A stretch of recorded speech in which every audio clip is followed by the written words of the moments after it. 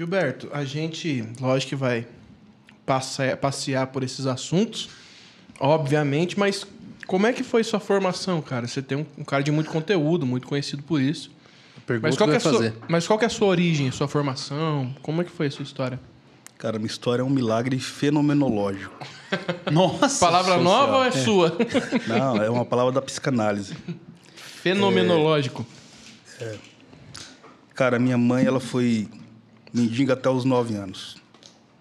Meu pai foi assassinado no meu aniversário de 3 anos. Meu Deus. Meu pai, ele foi assassinado aos 24 anos. Nossa, cara. E minha mãe ficou sem recursos, sem possibilidade de criar 3 filhos. Uma pobreza existencial. Brasília, uma cidade que estava recém-fundada, década de 60.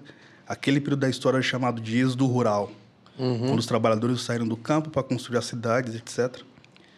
E ela não teve muitas oportunidades, por incrível que pareça. E após a morte do meu pai, ela começou a traficar drogas.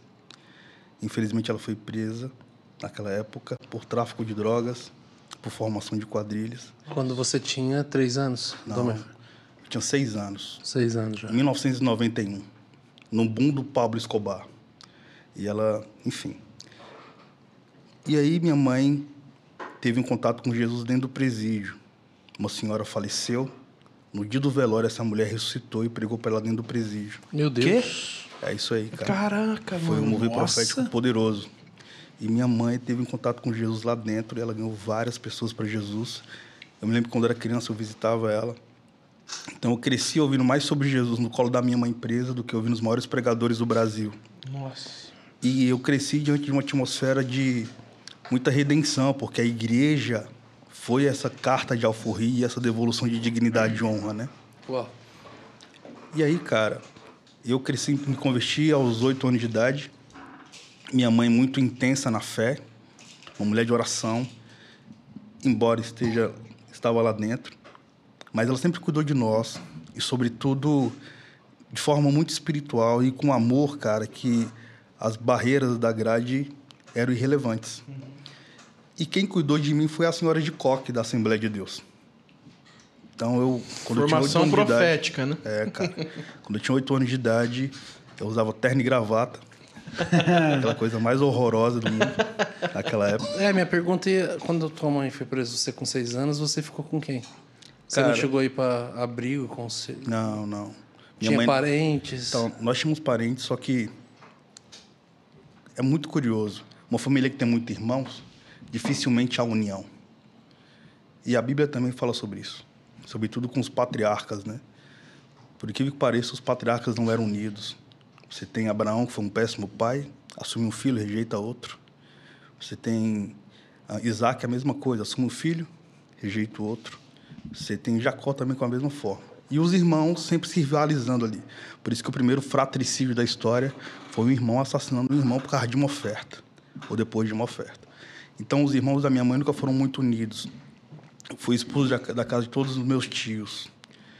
E minha avó materna, ela faleceu em 93. Então, nós nos cuidamos, cara. Fui cuidando da minha irmã mais nova, minha irmã mais velha cuidava de mim, nós nos cuidávamos e a igreja cuidava de nós. Uau. Então, as senhoras de Coque foram muito, muito relevantes na nossa vida. Cenas que, para mim, são marcantes, cara. Quando eu tinha 6 anos de idade, eu pensava que maconha era um perfume. Eu ia perguntar agora. Falou, mano, é você uma história sobre... Eu lembrei agora, ele contando a poema. Nossa, é muito bom. Essa história foi bem marcante, muito cara. forte, porque muito forte. Ela me presenteou uma frase que eu falo até hoje. Então, eu pensava que maconha era um perfume. Todo mundo da minha rua tinha cheiro de maconha. E eu, criança, pensava que aquilo era uma fragrância, né? Da Boticário, né? Jequiti e maconha. E aí eu estava indo para a pré-escola e eu não tinha muita consciência do que se tratava tanto o sofrimento social diante da orfandade e da vulnerabilidade social. E aí encontrei uma buchinha de maconha no chão, cannabis num plástico. Cheirei aos 6 anos de idade e pensei, cara, achei perfume. É o cheiro da galera. Abri a torneira, esfreguei a maconha na água e passei no corpo. Fui pra escola com um pedaço de maconha no corpo. Fedendo a maconha, pensando que tava cheiroso de perfume. Quantos anos? 6 anos. Gente. Quando eu cheguei na porta da escola, a tia da portaria me empurrou, sempre me abraçava. Ela falou pro coordenador pedagógico. Ele foi até a professora da sala de aula e falou. Provavelmente tinha o aluno chapado de maconha. Tinha 6 anos. Quando eu cheguei na sala de aula, a tia saiu da porta e falou: "Você tá fumando maconha, rapaz?" Eu falei: "Fumando não tô não, tia, mas passei no pescoço." Ela, como assim? Ela baixou e ela viu que tinha um pedaço de maconha no corpo. Se chama Professora Claudecias. Até hoje eu tenho contato com ela. Que louco. E ela tá nos meus 2 livros. Ela pegou na minha mão, me levou para a sala de coordenação pedagógica naquele momento. Tinha 3 professores, um assistente social, um psicólogo e o diretor da escola. Naquele dia, aos 6 anos, eu recebi um batismo de consciência. Ali eu descobri que eu estava abandonado, na minha infância, né? Curiosamente, Piaget e Vygotsky, 2 pais da pedagogia, eles trazem afirmações sobre a vulnerabilidade da criança que cresce em estado de precariedade social. Mas Piaget diz que uma criança que cresce na rua do 0 aos 6 anos vai ter a mentalidade de um adulto de 18 anos. Nossa. E ele devaneia dizendo: imagina qual a idade mental desse sujeito na casa dos 20. Provavelmente vai ser um velho caquético, por causa do sofrimento existencial psicológico daquela criança. Lembrando que pedagogia é a ciência que educa a mente de uma criança e de um adolescente. Então, para ele, isso é progressivo. A pessoa envelhece de idade, a extensão da velhice mental dela vai ser a mesma que ela, ao passo que ela envelhece fisicamente. Esse gap, essa distância. Cara, o sofrimento emocional envelhece qualquer jovem e apodrece a alma, né? Davi, no Salmo 32, quando ele vai falar sobre encobrir pecados, ele diz: enquanto mantive meus pecados inconfessos, meus ossos apodreciam dentro de mim. O envelhecimento da pele para dentro é tão severo e gera até filosofia, ou reflexão ou revelação. Depende de quem acreditar nessas 3 manifestações de pensamento. Porque é uma coisa você ter contato com a pele da pele para fora, aliás. Da pele para fora você tem uma imagem. E a maquiagem que cobre a cicatriz de um rosto é impotente na arte de estancar a hemorragia da alma. É por isso que você vai ter o estudo da psicologia, da psicanálise, da neurociência, para você reformar os abismos do coração. E há abismos que parecem portas. Só que quando você é criança, cara, quando a criança sai do ventre da mãe, aquilo é tão traumático. Ela estava num ambiente quentinho, ela estava recebendo um alimento, havia um cordão umbilical que nutria ela, de repente ela não tem mais isso. E é o contato do pai, cara, que vai fazer diferença. Imagina uma criança que cresce e que nasce sem ter o amor paterno. Ela tem um amor materno. Meu filho, por exemplo, quando nasceu, quando ele ouviu a minha voz, ele parou de chorar na hora, por causa de um outro fenômeno psicológico chamado memória intrauterina. Durante os 9 meses, você conversa com o bebê e ele vai arquivando a memória da sua voz. Por isso que a pedagogia ateísta humanista trouxe na última década a evidência da transexualidade a partir desse comportamento de memória intrauterina. E uma das afirmativas ateístas humanistas é que um bebê que, enfim, é um menininho, por exemplo, está ali com seus 6 meses de gestação, e se a mamãe estiver interessada em namorar roupinha, enxoval feminino, muito possivelmente, segundo a pedagogia ateísta humanista, essa característica vai tatuar a mente daquela criança. E a pedagogia ateísta humanista afirma que quando ela nasce com o gênero feminino, sendo masculino. Aí que vem a teoria do gênero que eles pregam hoje. Sim, a teoria queer, de Judith Butler. Que isso é gerado não geneticamente, mas que estando no útero já gera uma menina, vamos falar assim. Por causa do comportamento. Os estudos são muito recentes, mas o que se sabe é que é uma provocação ateísta humanista. Sim, sim. Então, não é um fato. É uma teoria. Então, pode não ser relevante. Mas para uma comunidade que tem uma pauta nesse aspecto, é relevante. Pois bem, quando então eu tinha 6 anos... Eu tô aqui. Ele deu a volta. Não, mas é uma volta top. Mas é só para fundamentar a mente de uma criança, cara. Com 6 anos você se deu conta que... Então, com 6 anos eu não sabia o que era sofrimento. Com 6 anos a gente brinca no caos. Com 6 anos a gente brinca de fome e brinca de estar com a barriga cheia. E realmente você vai acreditar que tá. Você dorme chorando com fome, mas você dorme feliz, por incrível que pareça. Porque a lágrima não é de tristeza, é só de fome, velho. Até explicar para uma criança o que é fome e o que não é nesse aspecto. Mas, cara, naquele dia, a minha professora me falou tudo sobre sexo, me falou tudo sobre drogas. E naquele dia eu recebi um batismo de consciência. E ela falou para mim, repete comigo, eu vou ser um grande homem. Uau. E, cara... Mano, que professora é essa? Que mulher é essa? Por isso que nós não podemos desprezar os professores. Eles exercem paternidade e maternidade de verdade. E aí ela virou para mim e falou, repete comigo, eu vou ser um grande homem. Pode parar de chorar. Sua vida não vai ser fácil. Repete comigo, rapaz. Eu vou ser um grande homem. E eu não conseguia falar. Porque, mano, era muita informação, cara. E aí eu consegui falar com a voz embargada.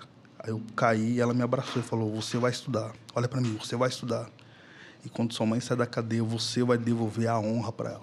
Uau, meu Primeira Deus, vez que eu ouvi a frase devolução de honra. Tinha 6 anos.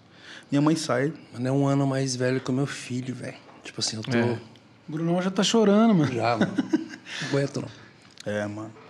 Então, isso foi tão poderoso dentro de mim que hoje eu tô na casa dos 30 e a palavra da minha professora permanece muito viva dentro de mim. E, como eu estava falando, uma coisa é você da pele para fora, outra coisa é você da pele para dentro. Da pele para dentro, eu tenho contato comigo, cara, desde criança. Só que você não tem acesso ao Gil da pele para dentro. Assim como você não tem contato com o seu próprio rosto nesse presente momento. Eu não tenho contato com esse Gil que está falando, a não ser que eu veja a partir de uma tela autorrelusiva ou diante de um reflexo. Mas eu não consigo ver meus olhos, eu não consigo ver minha barba, muito menos meus óculos. Você que está me vendo consegue me ver. E aquilo que você vê eu não vejo. Mas o que eu vejo em mim, só Deus vê, velho. Nem o diabo vê. Minha esposa não vê. Ninguém pode ver. Por isso que sentenciar alguém da pele para dentro é muito significativo. E é muito sensível. Só o homem que poderia segurar o universo na palma das mãos, que abre mão dessa glória para navegar no ventre de uma virgem, tem autoridade para falar quem o homem é da pele para dentro. Por isso que muitos réus se fantasiam de juiz para ter uma voz de sentença, mas na verdade é uma encenação de um réu tentando ter uma soberania, na verdade sendo condenado, que só é absolvido por causa do fenômeno do sangue de Jesus, porque o sangue de Jesus é tão poderoso que quando te suja te faz mais branco que a neve. Por isso que é um fenômeno, e isso gera uma transformação existencial poderosa. Agora imagina uma história de dor com o evangelho encenando uma biografia, reformando o caos, é poderoso demais, cara. Por isso que eu creio que os berços da simplicidade compõem biografias de ouro. Eu acredito que a minha origem é muito a consequência de um processo de dor muito severa, mas de um amor muito absurdo. Recentemente eu sentei com um mestre em grego. Eu perguntei para ele sobre a veracidade dos verbos amor em grego. Amor ágape, amor de Deus com a humanidade. Amor filos, amor entre amigos.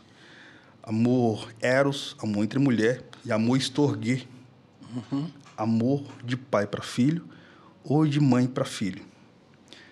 E aí ele falou que é verdade.